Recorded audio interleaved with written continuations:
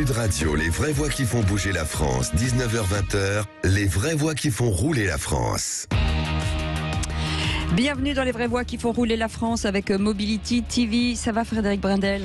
Oui, et ça va être très intéressant parce qu'on est tous un peu obligés de prendre le volant là, pour faire Réveillon et Noël, et il va falloir quand même être vigilant. Absolument, et vous serez des millions sur la route pour retrouver vos familles, vos amis et faire la fête. Noël, jour de l'an, attention, l'occasion de vous rappeler quelques petits messages simples mais indisponibles de prévention, notamment pour les plus jeunes conducteurs qui nous écoutent, ou s'ils ne nous écoutent pas, il va falloir que vous leur demandiez de nous écouter tout de suite avec nos deux invités. En tout cas, je vous souhaite la bienvenue dans les vraies voix qui font rouler la France avec Mobility TV. Sud Radio, les vraies voix qui font bouger la France, 19h-20h, les vraies voix qui font rouler la France. Et Karine Bonnet est avec nous, directrice générale de Dekra Automotive. Bonsoir, merci d'être avec nous. Je vous en prie, bonsoir à tous et à toutes. Bienvenue. Bonsoir. Et notre second invité, Christophe Ramon. Bonsoir, directeur des études de l'association Prévention Routière. Bonsoir à tous. On va donner des petits conseils pour nos jeunes conducteurs et pour tous ceux qui nous écoutent, avec des chiffres et des constats, puisque Dekra vient de publier son rapport annuel de la sécurité routière 2022, consacré aux enjeux de la mobilité des jeunes conducteurs en Europe. Si on peut le déployer avec vous, déjà pour commencer, Karine Bonnet.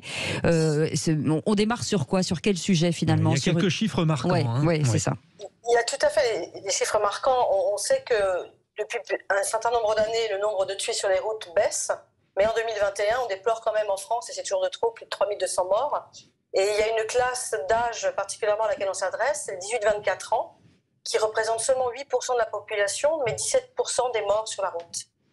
Donc vous voyez, ils sont surreprésentés dans les décès sur la route. Au niveau de la prévention routière, c'est vrai que les jeunes, avec vous Christophe Ramon, les jeunes, il faut leur apporter une attitude, enfin en tout cas une attention particulière. Ils viennent d'avoir leur permis, ils sont un peu tout feu, tout flamme. Aujourd'hui, ces chiffres, qu'est-ce qu'on peut faire? Qu'est-ce qu'on peut mettre en place avec la sécurité routière justement pour, en tout cas, éviter ce genre de problème? Déjà, il y a des constats. Alors, ils ont des accidents, pas uniquement parce qu'ils prennent plus de risques sur la route. Ils ont aussi des modes de vie différents. Par exemple, ils vont sortir le week-end, ils vont consommer de l'alcool dans ces soirées, ils vont prendre la voiture. Donc on les retrouve beaucoup dans les accidents avec alcool. On les retrouve aussi dans les accidents où les plus jeunes notamment, ont commis des erreurs d'appréciation. Donc il y a beaucoup d'accidents liés à une mauvaise appréciation de la situation. Et puis après, il y a des comportements infractionnistes, et notamment la vitesse.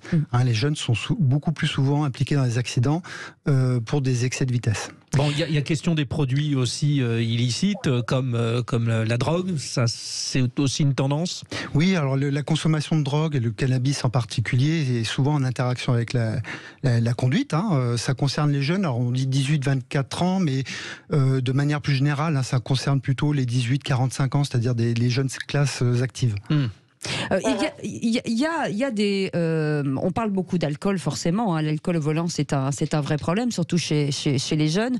Il y a beaucoup d'idées, de fausses idées sur l'alcool, dont on pourrait parler maintenant en disant, voilà, les gens ont l'impression que quand ils mettent de l'eau, il y a moins d'alcool dans le verre. Certains disent que quand ils ont bu un verre, ils se rendent pas compte qu'il faut quand même attendre un certain nombre d'heures. Est-ce qu'on peut dérouler un petit peu toutes ces idées reçues sur l'alcool? Alors je ne sais pas si c'est vous, Christophe Ramon, ou alors Karine Bonnet. Allez, Karine, vous commencez, et puis après ça sera Christophe. Ouais. Tout à fait, oui, je peux commencer, merci. Effectivement, l'alcool, c'est 31% des accidents qui sont chez les jeunes où l'alcool est impliqué. Donc c'est vraiment un phénomène important. Et je pense qu'il y a aussi quelque chose qui est mal connu des jeunes, et notamment ceux qui sont en période probatoire, donc les jeunes permis. La tolérance est zéro, normalement. C'est zéro gramme d'alcool. Mais c'est donc 0 verre, en fait. Il y a aussi, parce qu'aujourd'hui, même un verre, c'est presque déjà trop. Donc c'est ça qui est important aussi. Je pense qu'il y a un problème de compréhension des jeunes que c'est 0 verre. Déjà, il faut expliquer que pour digérer, entre guillemets, un verre d'alcool, il faut ne pas conduire au moins pendant 2 heures. C'est-à-dire que c'est ça aussi qu'il faut expliquer. C'est que certains vous disent, oui, mais moi, je tiens l'alcool. Oui, mais j'ai bu qu'une petite bière. Oui, mais et à force de rajouter des oui, mais, en fait, rien, finalement, il n'y a pas de recette miracle pour diluer l'alcool immédiatement. Par rapport à l'âge, Christophe, justement, est-ce que plus, par rapport à ce que dit Cécile, est-ce que plus on prend de l'âge, plus on peut réagir plus vite et digérer plus vite ou pas? Non, pas du tout. Pas du tout. Les jeunes, en général, ont un niveau de connaissance du code de la route, de ces questions-là, plus précises que les plus âgés, parce qu'ils viennent de passer leur permis. Donc, ils ont une bonne formation en France. Après, il y a énormément d'idées reçues sur l'alcool. Et la première idée reçue, c'est la quantité d'alcool dans les consommations. Parce qu'on parle de verre, il y a eu des campagnes, un verre ça va, 3 verres. Bonjour, mais qu'est-ce qu'un verre? Qu'est-ce qu'un verre? Il a une définition bien précise en matière de santé publique. Un verre, c'est une consommation alcoolisée qui contient 10 grammes d'alcool pur. Et donc ça, c'est bien précis. Donc ça correspond, par exemple, à un petit whisky de 2-3 centilitres. Ça correspond à un petit verre de vin de 10 centilitres. Une bière de 25 centilitres, mais à 4 degrés seulement. Or, les consommations, souvent, les consommations courantes, et notamment celles qu'on consomme à la maison, sont beaucoup plus importantes. Vous prenez par exemple une bière à haute fermentation qui fait 9 degrés, une canette de 50 centilitres. C'est pas un verre qu'on a dedans. C'est pas 2 verres, c'est pas 3 verres, c'est 4 verres d'alcool. Et donc là, dès la première consommation, on peut être dans le rouge. Et la deuxième idée reçue, ou la mauvaise connaissance, c'est, comme il a été dit, c'est le temps d'élimination de l'alcool. Oui, c'est ça, oui. C'est-à-dire que alors, combien, soit... Donc, voilà. Cécile disait 2 heures, mais les effets... Par verre. Par verre. Quel que soit l'âge, qu'on soit un homme, une femme, il faut compter entre 1 heure à 2 heures pour éliminer un verre d'alcool, c'est-à-dire 10 grammes d'alcool pur. Donc si vous avez consommé la canette à 9 degrés de 50 centilitres, là il vous faut au bas mot 5 heures pour éliminer cet alcool. Ce qui est assez énorme. Et souvent, même des jeunes ou moins jeunes qui ont bien fait la fête le soir, qui ont passé une nuit tranquille, pensent repartir de manière sécurisée le lendemain matin, certaines peuvent encore avoir un taux d'alcool résiduel dans le sang. Alors moi, je suis allée regarder sur les chiffres. J'ai vu que si vous consommez et si vous avez 1,5 grammes d'alcool dans le sang, aujourd'hui, il vous faut 6 heures pour repasser à 0,6. Pas à 0, à 0,6. Au moins 6 heures entre les deux. Oui, il faut compter au moins 6 heures. Et là, il faut vraiment vous tester parce qu'il y a des chances que vous soyez encore dans le rouge au bout de 6 heures. C'est pour ça que je dis 0,6, c'est-à-dire qu'on est encore au-dessus en fait. Tout à fait. Et le 1,5 g, c'est un taux qui est symbolique. 1,5 g, c'est le taux moyen qu'on retrouve chez les conducteurs qui ont provoqué des accidents mortels de la route. Donc voilà. Mais là, par rapport à ce que vous dites, on va au restaurant, on prend un verre de vin, parce que ça, on va dire, c'est quelque chose d'assez raisonnable quand même. Le verre de vin plein qu'on nous sert au restaurant, il faut 2 heures. Là, vous comptez, souvent on achète des bouteilles ou des demi-bouteilles. Une bouteille de vin, 75 centilitres, c'est 7 à 8 verres d'alcool. D'accord. Donc, oui, mais on va dire il y a un verre standard que les restaurateurs nous servent. Parce que bien souvent maintenant les gens disent je vais le prendre au verre, ok, mais alors ce verre, c'est... Alors, ce verre, c'est vraiment la quantité. Souvent dans les restaurants, les quantités de vin qui sont servies dans les verres sont plus importantes que le verre standard de 10 grammes. Voilà, c'est ça. Voilà, si vous avez un verre assez généreux de 20 centilitres de vin, là, c'est pas un verre que vous avez dans votre verre. En fait, c'est 2 verres standards d'alcool. Oui, comme quoi les idées reçues. On va revenir avec vous dans quelques instants, justement sur cette opinion d'ECRA. On reviendra sur les risques les plus importants chez les moins de 24 ans. La distraction au volant, par exemple, ça c'est un risque aussi important dont il faut absolument parler. On revient dans un instant, juste après une petite pause. C'est les vraies voix qui font rouler la France avec Mobility TV. Et concentration. Sud Radio, les vraies voix qui font bouger la France. 19h-20h, les vraies voix qui font rouler la France. Et on parle de automobile, bien entendu, de sécurité routière avec Mobility TV dans les vraies voies qui font rouler la France, avec nos invités, Karine Bonnet, directrice générale de DECRA Automotive, et puis Christophe Ramon, directeur des études de l'association Prévention Routière. On parlait de l'alcool au volant et on parle surtout... Tous vigilants. Oui, on parle surtout de tous ces points importants pour garder une vigilance au volant et pour éviter de rentrer forcément avec les pompiers. Et on va revenir justement sur tous ces points où vous perdez la concentration. Karine, vous êtes avec nous ? Ah, on n'a pas Karine. Bon, on va voir avec vous, Christophe Ramon, sur cette perte de vigilance, en fait. Les SMS, le GPS, finalement, de se dire qu'on n'est pas pleinement concentré et que finalement, c'est très accidentogène. Bah oui, la conduite automobile, c'est souvent le miroir de la vie courante, et on utilise de plus en plus son smartphone pour faire tout un tas de choses, et on le retrouve au volant. Or, le danger est très important. Hein. C'est à la fois une distraction manuelle, parce qu'on va manipuler le téléphone. C'est aussi une distraction auditive quand on est en conversation.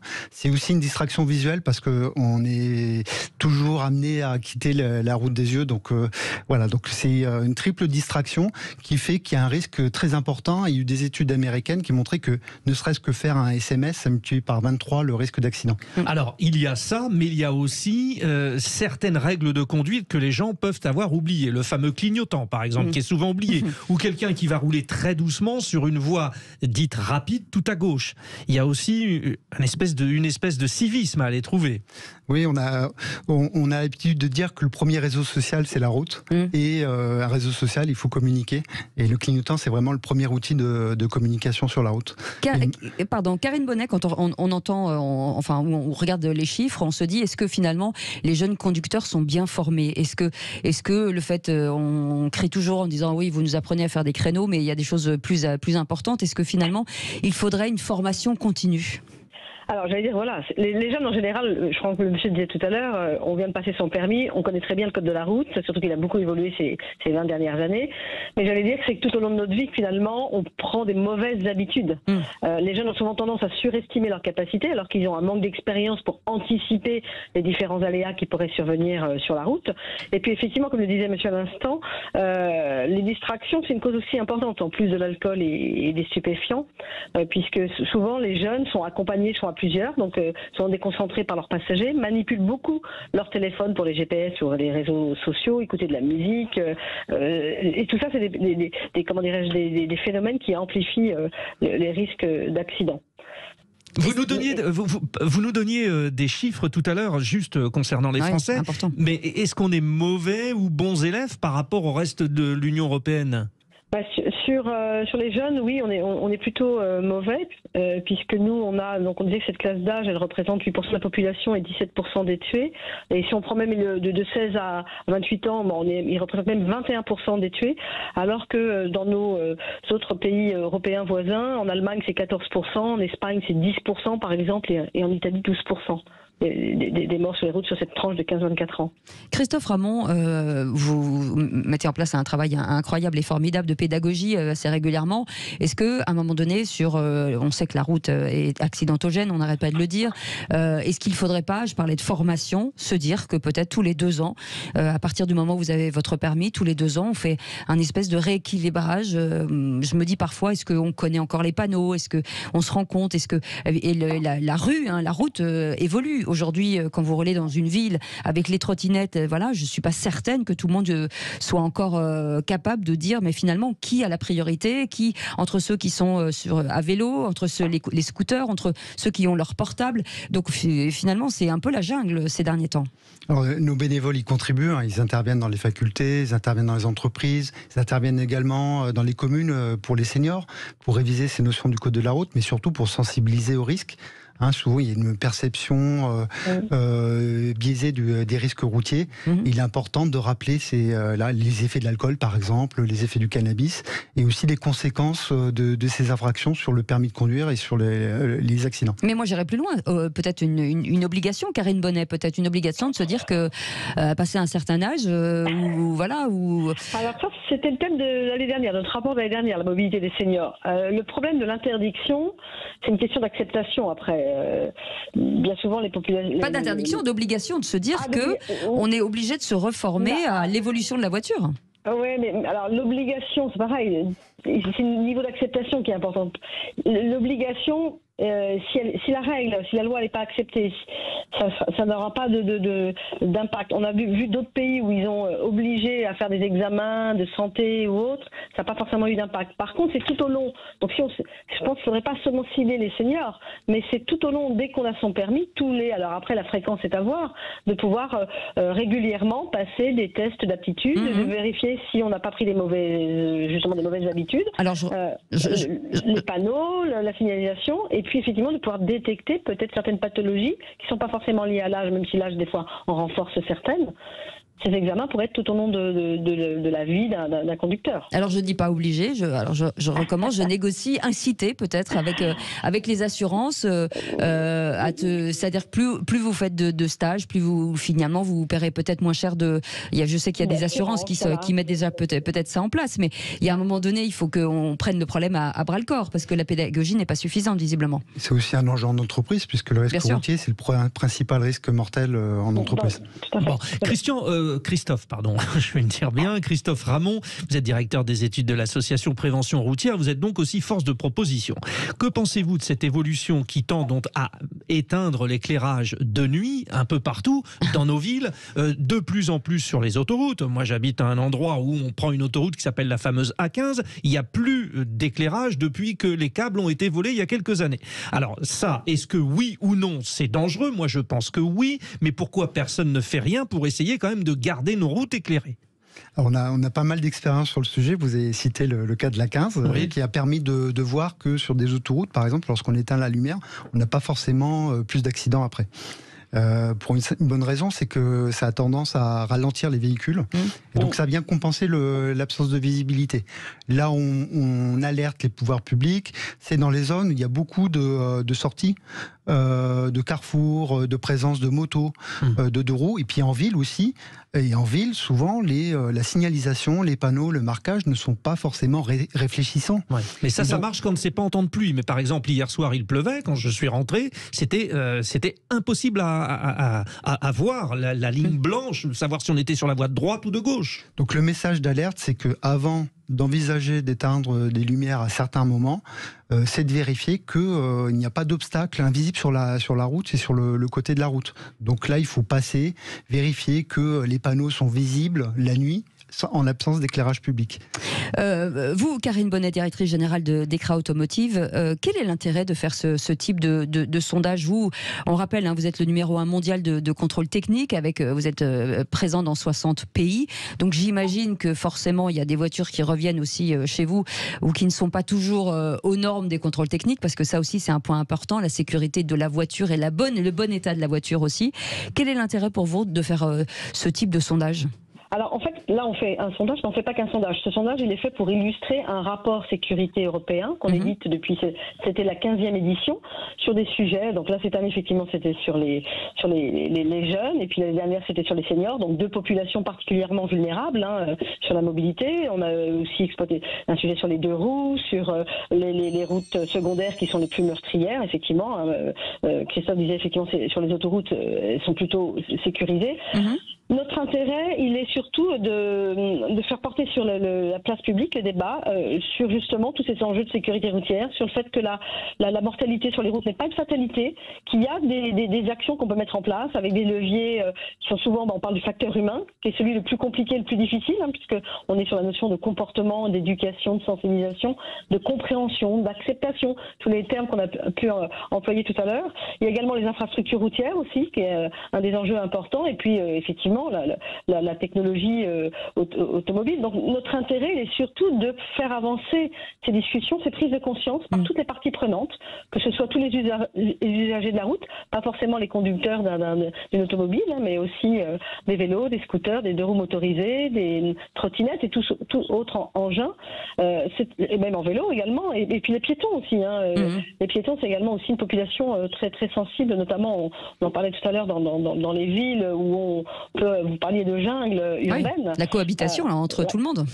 La cohabitation, et donc ça veut dire qu'effectivement il faut absolument sensibiliser de façon très large pour que chacun comprenne ses responsabilités en tant qu'usager, les pouvoirs publics ou les communes également aussi par rapport aux infrastructures routières, et puis les associations quelles qu'elles soient, donc d'usagers ou de la prévention routière également, pour pouvoir justement inciter à mettre en lumière et tordre le cou à certaines fausses idées.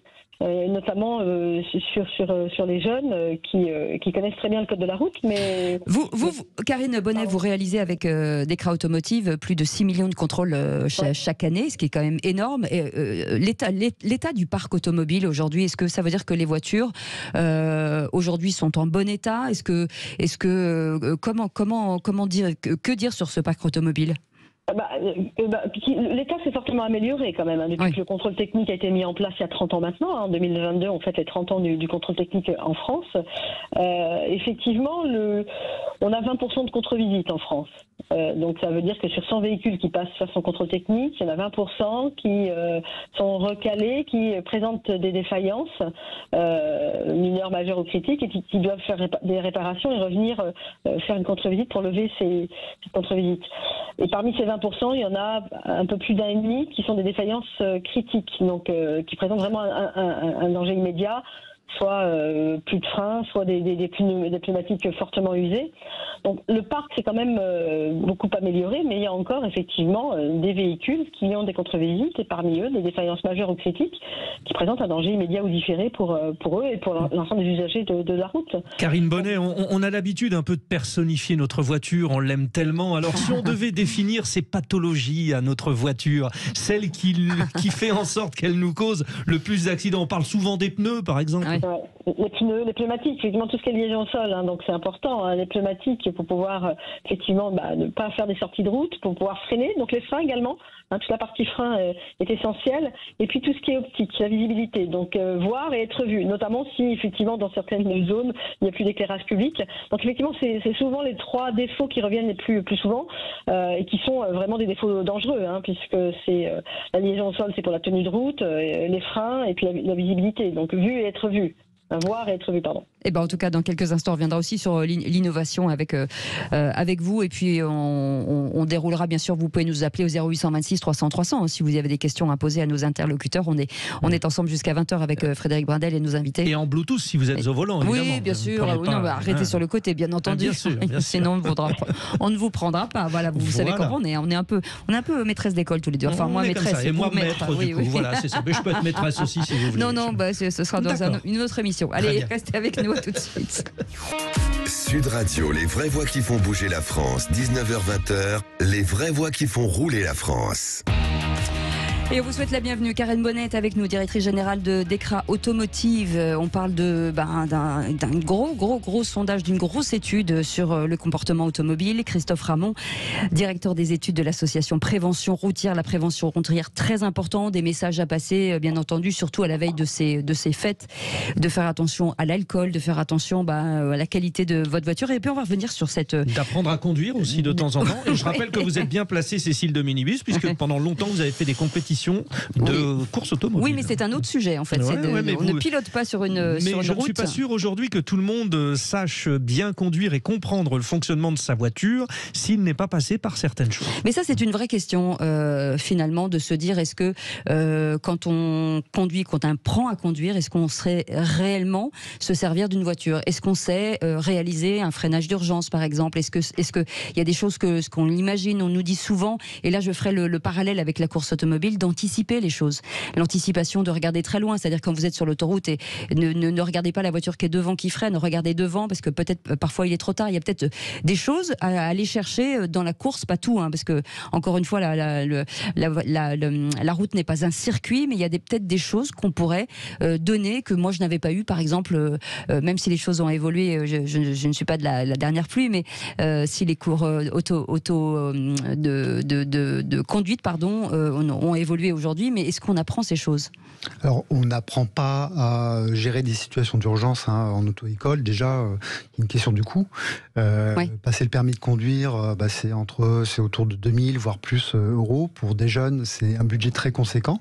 Et puis après, est-ce que c'est pertinent d'apprendre à gérer des situations d'urgence? C'est une vraie question. C'est une vraie question. Tout le monde a envie de dire oui quand même, parce que la priorité sur le fait d'éviter de se mettre dans cette situation d'urgence. Après, on a aussi un mode d'accès au permis, d'apprentissage qui est vraiment intéressant, c'est la conduite accompagnée. Donc là, dès 15 ans, vous pouvez faire la conduite accompagnée et après, multiplier les expériences, conduire l'hiver, de nuit, de jour, accompagné par, en général, un des parents. C'est très sûr comme apprentissage et ça permet vraiment de multiplier les expériences et au final, de passer le permis avec un très bon taux de succès et derrière, d'avoir plus d'assurance quand on commence à conduire. Alors on peut avoir son permis et avoir assez peu d'assurance. Sur les outils, la prévention pour sauver des vies, il y a pas mal de technologies aujourd'hui dans les voitures. Parmi les outils existants, vous pouvez nous le dérouler, Karine Bonnet, justement sur tous ces moyens plutôt technologiques dans les voitures qu'on n'avait pas il y a quelques années et qui aujourd'hui fleurissent un peu partout dans les voitures à petit prix. Oui, tout à fait. Alors, des voitures à petit prix, mais récentes. Il y a effectivement les régulateurs de vitesse, tout ce qui est caméras de recul, toutes les caméras embarquées qui permettent effectivement là, pour l'aide au stationnement. L'assistance au freinage d'urgence, justement, on parlait d'être en conditions réelles. Il y a de plus en plus, et ça c'est surtout dans les voitures quand même les plus récentes, des détecteurs d'angle mort aussi. Ça c'est important. Comme on disait tout à l'heure, la route se partage avec d'autres usagers. Et bien, selon le type de véhicule qu'on a, il y a toujours des angles morts. Et donc c'est vrai que ces détecteurs permettent aussi de sauver des vies. L'aide au maintien dans les voies, que ce soit sur une autoroute, les détecteurs de collision, que sais-je, la reconnaissance des panneaux de signalisation aussi, et l'assistance automatique au stationnement. Toutes ces technologies embarquées, effectivement, sont souvent plébiscitées aussi par les jeunes, donc notamment les caméras, régulateurs de vitesse et l'assistance au freinage d'urgence. Mais quoi qu'il en soit, c'est souvent toutes ces évolutions sont souvent dans des voitures quand même récentes. Et les jeunes, quand on parle des jeunes, ils n'ont pas forcément le budget pour acquérir ces voitures dotées de toute cette technologie. Est-ce qu'il faut intégrer ces systèmes d'aide dans le permis de conduire, par exemple? Est-ce qu'aujourd'hui, alors je ne sais pas si les voitures d'aujourd'hui, sur le permis, en tout cas où vous vous entraînez, est-ce qu'il y a toutes ces aides à la conduite?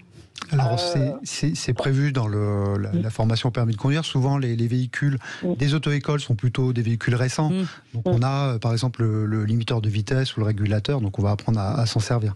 Après la grande tendance sur les nouveaux véhicules, c'est le fait de protéger les personnes qui sont à l'extérieur du véhicule. Oui, c'est ça. Et c'est vrai que près de la moitié des victimes de la route sont des piétons, des cyclistes, des motards.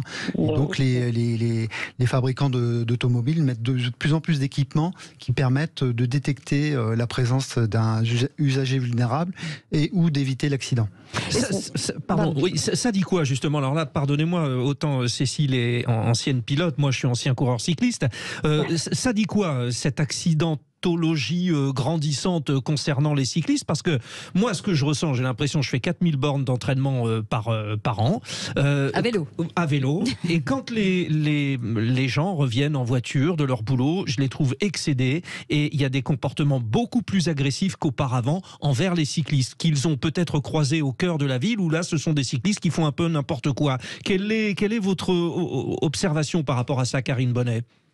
Alors, c'est vrai que les piétons, ils sont effectivement, pour la mortalité, 14% et les cyclistes de 2%. C'est partagé. On avait fait aussi un sondage sur les cyclistes qui sont souvent victimes et peu protégés, comme pour les deux roues motorisées. Donc souvent, c'est quand il y a un accident qui les implique, bien souvent, ça c'est des blessés très graves ou des morts. Mais souvent, ce qui ressort de nos études, c'est que les cyclistes respectent pas toujours le code de la route. Et on le voit bien dans les rues parfois. Alors certaines communes autorisent l'usage d'une rue en sens interdit pour des deux roues, ce qui peut surprendre aussi les automobilistes. Je pense que encore une fois, la notion de citoyenneté et de respect des usagers s'applique pour tout le monde. Mais justement, on sent que ça excède les conducteurs, et quand vous retrouvez un vrai cycliste qui s'entraîne en campagne, eh bien, il voit quelqu'un qui est énervé alors que lui, il est pour rien. Il n'a pas un Vélib avec une robe et une jupe. Il y a un constat intéressant. Non, mais c'est vrai, je vous dis. Oui, très. Ou alors, comme voulez-vous, un costume, comme vous voulez. Je sais pas, c'est venu comme ça. On a fait un constat intéressant. Rien de sexuel. On a fait un constat intéressant, c'est que les conducteurs de voitures qui eux-mêmes pratiquent le vélo sont plus prudents en présence de cyclistes ou de pistes cyclables. C'est des gens qui vont conduire un peu plus lentement que la moyenne, parce qu'ils sont justement sensibilisés à cette thématique de la cohabitation. Donc là, dans les actions de prévention qu'on peut mener, il y a aussi le fait de proposer au grand public de tester les vélos, par exemple les vélos à assistance électrique, les vélos, de faire un parcours de maniabilité.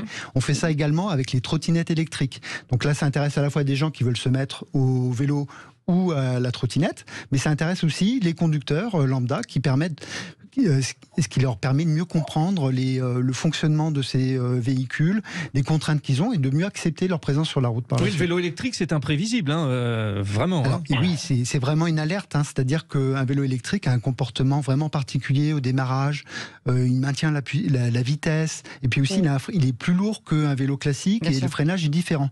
Et donc il faut vraiment qu'on envisage de prendre un vélo à assistance électrique, il faut vraiment s'entraîner en dehors de la circulation pour à la fois appréhender l'équilibre, les distances de freinage et le fonctionnement de l'engin de manière générale. Mais ce qui est le même cas avec la voiture, quand vous venez d'une voiture thermique ou hybride et que vous passez à l'électrique, la réaction est immédiate et on n'est pas toujours habitué à avoir cette réaction si vive quand vous avez une voiture électrique en fait. Le démarrage est extrêmement rapide et c'est vrai que beaucoup de gens sont surpris par rapport à ça. Sur les entreprises, avec vous Christophe Ramon, est-ce que ce sont les entreprises qui vous sollicitent? C'est vous qui sollicitez les entreprises? J'imagine que ce sont des entreprises qui ont aussi un parc immobilier, automobile, qui viennent vous demander de parler, de discuter, d'échanger avec leurs salariés?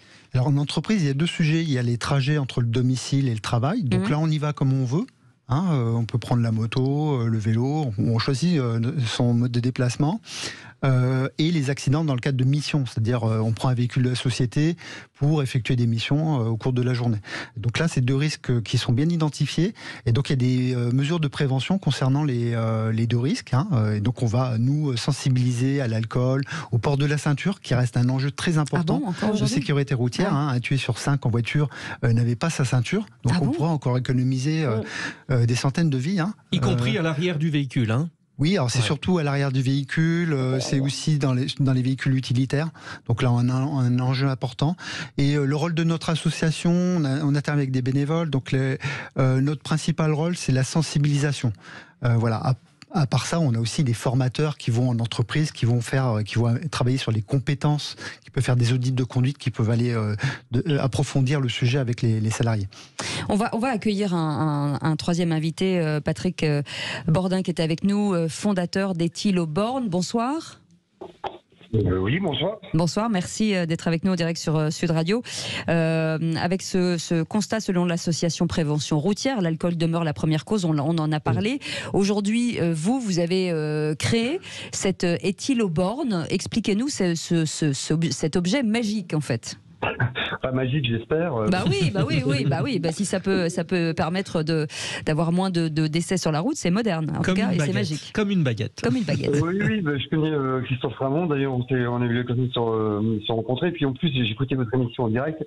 Et je trouve que vous avez des sujets qui sont super importants et qui sont d'actualité malheureusement, et ça fait des décennies que ça dure. Donc moi je m'appelle Patrick Bordin et je suis le fondateur et le concepteur de la première borne de communication équipée d'un éthylotest électronique et normé, donc ça c'est important, c'est une norme obligatoire européenne et puis fixe ou mobile sur le marché français et européen. Alors ça veut dire quoi? Ça veut dire tout simplement l'objectif étant bien sûr la réduction de l'accidentologie, donc du risque routier en France, et puis surtout la sensibilisation et la communication sur tous les messages de prévention.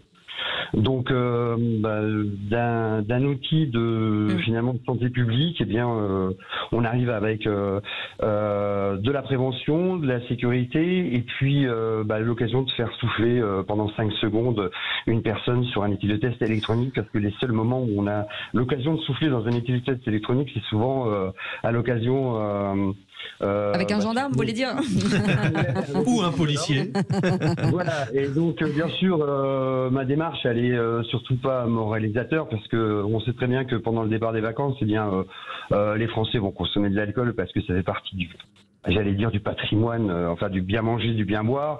Voilà, maintenant... Moi, mais c'est ce qu'on disait tout à l'heure, je vous coupe tout à l'heure, on disait, forcément, il y a plein de gens qui n'ont pas conscience d'avoir dépassé la limite, en fait. Ils n'ont pas cette conscience. Je suis tout à fait d'accord avec vous. C'est d'ailleurs pour cette forme de prise de conscience finalement que j'ai créé Ethyloborn. Donc les éthylotests électroniques ça existait déjà et par contre la sensibilisation pour leur dire écoutez voilà là vous avez l'occasion de souffler pendant 5 secondes et puis vous saurez si vous allez prendre votre voiture ou pas parce que ça dépend de votre santé et puis celle des autres surtout quoi. Eh ben on en parle dans un instant, vous restez avec nous, hein, on prend le temps Patrick de souffler. Bordin. Oui, on va souffler, oui, exactement. Soufflons. Oui, allez, soufflons. Et on retrouve nos invités pour la dernière partie de cette émission. Restez avec nous, c'est les vraies voix qui font rouler la France avec Mobility TV. Avec Frédéric Brindel, on est ensemble jusqu'à 20h. Et avec Cécile de Binipus. Absolument. Sud Radio, les vraies voix qui font bouger la France, 19h-20h, les vraies voix qui font rouler la France. Et on est très content de parler de ces sujets de la vigilance au volant avec la sécurité routière et la prévention routière, bien sûr, à cette veille de fête avec Karine Bonnet qui est avec nous, directrice générale de Dekra Automotive, et avec cette grande enquête justement sur la jeunesse et l'automobile et sur l'alcool en général avec Christophe Ramon qui est avec nous, directeur des études de l'association Prévention routière. Et en tout cas, on vous remercie de venir nous en parler aujourd'hui, et avec Patrick Bordin qui est fondateur de l'Ethyloborn. Et on va revenir, avant de parler avec vous d'éthylotest, que ce soit Karine Bonnet ou Christophe Ramon, on avait imaginé à un moment donné, les automobiles, en tout cas les constructeurs automobiles, s'étaient dit, bonne aubaine, pour éviter l'alcool au volant, on va mettre des éthylotests qui feront ou pas démarrer la voiture. Peut-être avec vous, Christophe Ramon. Et fausse, bonne idée. Ça marche. C'est une bonne idée puisque mon association l'a réclamé, que ce soit pour la France ou l'Europe. Ce qu'on a aujourd'hui, c'est dans les cars, tous les autocars sont équipés d'éthylotests anti-démarrage. Donc là, c'est à titre totalement préventif.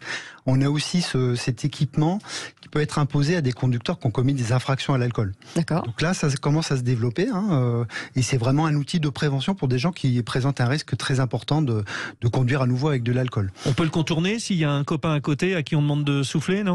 Toujours la mauvaise langue. Toujours, dans un cas judiciaire, ne donnez pas d'idées idiotes. Dans un cas judiciaire, c'est très compliqué puisque en fait, vous devez souffler. L'appareil détecte un timbre de souffle en fait humain. Donc déjà, on peut pas faire ça avec un aspirateur ou avec une machine. Et puis après, en cours de route, l'appareil va vous demander de vous arrêter dans un endroit sécurisé pour ressouffler. Donc ça limite grandement les risques et tout est enregistré. Voilà. Après, mon association demande la généralisation de ce type d'équipement, et ce qu'on a obtenu, c'est qu'au niveau européen, les nouveaux modèles de véhicules sont pré-câblés. Si vous voulez, ça deviendra un équipement comme à une époque, on achetait un autoradio qu'on branchait directement dans le véhicule. On aura des éthylotests anti-démarrage qu'on pourra simplement brancher dans le véhicule pour pouvoir l'utiliser. Bon, en tout cas, en attendant, on a celui de Patrick Bordin. Aujourd'hui, vous le disiez tout à l'heure, c'est labellisé. C'est labellisé, c'est-à-dire c'est normé, c'est-à-dire que l'éthylotest électronique est normé. Il y a une norme européenne qui s'appelle EN 16280, donc pour tous les éthylotests électroniques grand public. Et donc ça donne la possibilité de souffler des milliers de fois dans l'année. Et voilà, il y a un étalonnage, un contrôle une fois par an, et c'est reparti pour une deuxième année. Donc c'est un éthylotest électronique économique. Qu'est-ce qui a déclenché chez vous cette idée ? Parce que c'est vrai que on en voit, mais là pour le coup, on a l'impression que c'est une vraie révolution. Alors non, oui, c'est une révolution. J'espère que ça va le devenir parce que les éthylotests électroniques, donc des bornes, existaient déjà depuis 2012, je crois. Maintenant, ce qui manquait, moi, c'est ce que je trouvais, ce qui manquait, c'était surtout au niveau de la sensibilisation, de la communication, sur tout ce qui est message de prévention. Et je voulais surtout qu'il soit non pas uniquement fixé au mur, mais qu'il soit aussi également mobile, c'est-à-dire pour toute manifestation où il y a consommation d'alcool, c'est-à-dire les concerts, le 14 juillet, la fête du personnel, voilà. Et donc qu'il soit disponible pour tout le monde, parce que comme c'est un sujet relativement tabou, puisqu'on parle de consommation d'alcool, mais moi je me bats pas contre la consommation d'alcool, en particulier je me bats surtout pour la consommation abusive d'alcool. Oui, la gestion en tout cas de l'alcool. Qui sont vos interlocuteurs aujourd'hui, Patrick Bordin? Les collectivités locales? Parce qu'on imagine que finalement toute collectivité locale va être intéressée pour avoir cette éthyloborne. Non, mais tout à fait, parce que j'essaie de travailler là-dessus, donc avec David Sonsiquier, qui est mon associé, on essaie de travailler sur les collectivités locales, puisque tout ce qui est manifestation, ça se passe souvent dans les salles des fêtes ou dans des restaurants, etc. Au départ, c'était fin 2019, quand j'ai ouvert Étienne Le Born, et bien 3 mois après, on était en confinement, mais c'était au départ pour tout ce que le monde de la nuit, c'est-à-dire les discothèques, les bars, où il y a vraiment de la consommation, qui représente une majorité de jeunes consommateurs et d'usagers de la route, bien sûr, et donc au départ c'était pour ça, et ça continue toujours, hein. Mais par contre il faut savoir quand même que c'est les organisateurs qui sont responsables, comme le dirigeant d'une entreprise, comme disait M. Ramon, c'est les organisateurs, c'est-à-dire que si vous êtes invité dans un mariage ou un anniversaire, eh bien ce sont les mariés qui sont responsables de la santé physique et mentale de leurs convives. Ah bon? Exactement. Et donc, ce qui pas facile, hein. Je vais annuler mon mariage, moi, vu les amis que j'ai. Non, il suffit de prendre un Étienne Le Born, et puis voilà, à la sortie, les gens peuvent souffler, ça fait partie, c'est gratuit et anonyme. Où est-ce qu'on peut les trouver aujourd'hui? On les trouve tout simplement parce qu'il y a des associations qui achètent ça. Par exemple, si je vous donne l'exemple, samedi dernier, pas plus tard que samedi dernier, il y a une commune du côté de la Lorraine, donc moi je suis mosellan et je suis lorrain. Près de Nancy, il y a une commune qui a fêté son arbre de Noël pour l'ensemble du personnel de la mairie, et donc ils ont pris en location un Étienne Le Born, et puis ils ont demandé les clés à tout le monde, et les gens ont joué le jeu, c'est-à-dire que pour récupérer leurs clés, ils ont soufflé dans un étiquette de test électronique pendant 5 secondes, et puis ils avaient des résultats, et puis ça a plu, tout le monde a joué le jeu, et voilà, on a pu faire la fête, et puis dans un moment de convivialité, les gens sont partis tranquilles et sereins. En tout cas, c'est une très bonne idée. Et on va revenir sur cette enquête d'ECRA qui relève aussi que 3 Français sur 4 estiment que les jeunes générations roulent trop vite, bien plus vite visiblement que leurs aînés. Karine, pardon, j'ai perdu votre nom. Karine Bonnet. Karine Bonnet, pardon. Excusez-moi. Directrice générale de DECRA Automotive. Pas de souci. Effectivement, dans notre sondage qu'on a fait pour notre rapport sécurité routière, on a sondé à la fois les jeunes et aussi l'ensemble de la population pour la perception et qu'ils ont de la mobilité des jeunes et de leur sécurité. C'est vrai que nos aînés, les aînés, parce que je fais partie de la catégorie j'ai un peu plus que 24 ans. Les aînés, effectivement, reconnaissent que les jeunes roulent bien plus vite que leurs aînés, consomment plus d'alcool que les aînés avant de prendre le volant.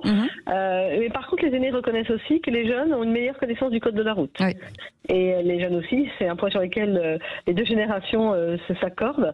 Et sur la notion du respect du code de la route aussi, les aînés ont l'impression que les jeunes ne le respectent pas. Et c'est inversement proportionnel. Les jeunes ont l'impression davantage de respecter parce qu'ils le connaissent serait mieux que leurs aînés, le code de la route. Et là où ils sont effectivement aussi plutôt d'accord, c'est que les aînés comme les jeunes disent que les aînés sont bien plus prudents, en fait, quand ils conduisent un véhicule. Sur la limitation de la puissance de la voiture, parce que je crois qu'il y a un sujet aussi là-dessus, les aînés seraient enclins justement à se dire, il y a un type de voiture, progressivement, on évolue, on rajoute peut-être des kilomètres/heure ou je sais pas. On bride. Oui, on bride. Alors c'est déjà le cas normalement. Quand vous êtes jeune permis, vous êtes apprenti, vous devez rouler. Vous n'avez pas la même vitesse que les aînés. Sauf que vous pouvez la dépasser parce que la voiture dépasse cela en disant peut-être un type de voiture qui serait bridée, c'est-à-dire même à fond bridée. Ouais.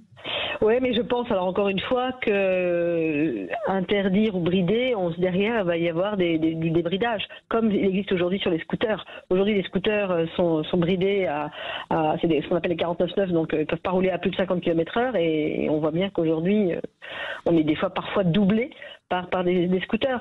Donc je suis pas sûre que la coercition, je suis plus dans la prévention, dans la pédagogie. Ça. En tout cas, ça c'est quand même un vieux débat. Hein. On s'est toujours dit pourquoi la voiture elle va jusqu'à 180 à l'heure alors que... Ah bah oui, mais c'est comme ça. Ça c'est vrai, ça c'est un vieux débat, mais encore une fois... C'est un vieux débat, c'est vrai, mais de toute façon, je pense qu'une voiture bridée n'empêchera pas d'être débridée. Je pense qu'il est plus important d'expliquer, de savoir bien utiliser une voiture et les dangers que représente une voiture. Le danger, c'est vraiment un danger. Oui, absolument. Christophe Ramon, alors un point d'amélioration sur, là pour finir, sur les infrastructures finalement, parce que ça aussi c'est important, l'éclairage on en a parlé, les trottoirs, la signalétique, là il y a forcément dans des endroits où on parle beaucoup de villes, mais aussi en ruralité, il y a aussi des points très importants d'amélioration. Le revêtement, ouais. Oui, actuellement il y a un vrai enjeu en ville, avec la multiplication des usages. On a l'apparition des trottinettes, de tout type d'engins, des vélos avec des grands paniers. Enfin, voilà, on a tout type d'engins qui se multiplient en ville. Et là, l'enjeu, c'est de pacifier cette circulation. À défaut de la rendre simple, on va ralentir les véhicules. Donc, ce qui se développe aujourd'hui, c'est les zones 30. En dehors des villes, on a un enjeu de sécurisation de ces routes départementales où on a encore énormément de tués. Et malheureusement, des départements qui repassent ces routes à 90 au lieu de 80. Donc là, on a une hausse du nombre d'accidents mortels sur ces routes. En tout cas, merci beaucoup d'avoir été avec nous et de nous avoir déployé en tout cas toutes ces méthodes et peut-être pour freiner les accidents sur la route. En tout cas, on vous souhaite beaucoup de courage parce que ce sont des gros dossiers. Merci beaucoup Karine Bonnet d'avoir été avec nous, directrice générale d'ECRA Automotive. J'en profite pour dire attention, faites réviser votre voiture, c'est quand même un élément très important. Et puis merci beaucoup Christophe Ramon, directeur des études de l'association Prévention Routière. On en reparlera de cette prévention routière, très important aussi. Et faites comme moi, ayez toujours un SAM avec vous. Moi, je suis toujours le SAM des autres, vous savez. Donc, ayez un SAM, ne buvez pas et laissez quelqu'un conduire qui n'a pas bu. Et Patrick Bordin, très bonne idée, ce fondateur d'Éthyle-aux-Bornes. Voilà, donc si vous êtes une collectivité locale, appelez-le, ça s'appelle Éthyle-aux-Bornes. Merci d'avoir été avec nous. On vous souhaite de très très belles fêtes de fin d'année. Et puis, sortez heureux et en sécurité. Et je note que dans notre duo, c'est donc vous qui ne buvez pas. Absolument. Donc, j'ai bien compris. Absolument. Et c'est moi qui conduis surtout. Cécile, vous partez en plus en Absolument. vacances. On vous souhaite de belles vacances, de belles fêtes de fin d'année. C'est un vrai plaisir de partager cette semaine avec vous. Je continue, je prends le relais. Oui, bien sûr, on se reverra, vous inquiétez pas. Je vous laisse pendant une semaine, conseil de famille. Et juste après, c'est notre ami Yvan Cujus. Passez une belle soirée et on vous retrouve demain à 17h.